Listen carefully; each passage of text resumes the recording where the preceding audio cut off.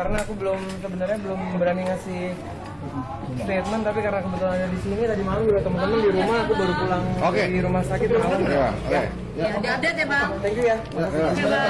Mohon maaf ya bilang teman-teman yang semalam di rumah tuh aku baru pulang dari rumah sakit. Iya bang, saya tukang selamat. Kamu ya? Iya. Kamu sana? Iya. Sampai jam 2 bang. Demi Allah. Iya. Sampai jam 2. Kopinya nggak kuat. Wah. Terkuak, alasan mengapa Lesti Kejora mempertahankan pernikahannya dengan Rizky Bilar. Kisruh rumah tangga Lesti Kejora menjadi korban KDRT yang dilakukan sang suami Rizky Bilar. Diketahui, KDRT ini bisa terjadi berawal dari Rizky Bilar ketahuan berselingkuh hingga melakukan KDRT kepada istrinya Lesti Kejora. Penyanyi dangdut jebolan ajang pencarian bakat, Lesti Kejora merasa tidak terima dengan perlakuan Rizky Bilar terhadapnya sehingga ia melaporkan sang suami ke pihak yang berwajib.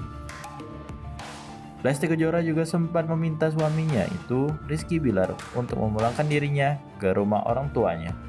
Namun Bilar, sapaan Rizky Bilar, sudah terbawa emosi atas kejadian tersebut.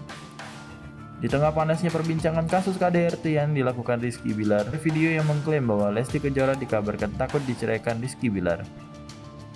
Video tersebut beredar melalui unggahan akun TikTok @dokterspesialistunian pada Sabtu 1 Oktober 2022 yang mengunggah video dengan menambahkan keterangan tulisan, terungkap Lesti Kejora takut diceraikan oleh Rizky Bilar. Di dalam video tersebut berisi saat kuasa hukum Lesti Kejora, Sandi Arief, menunggu wawancara yang diminta keterangan oleh wartawan. Dan dia menjelaskan bahwa dirinya ingin bertemu dengan kliennya terlebih dahulu, Lesti Kejora dan Rizky Bilar.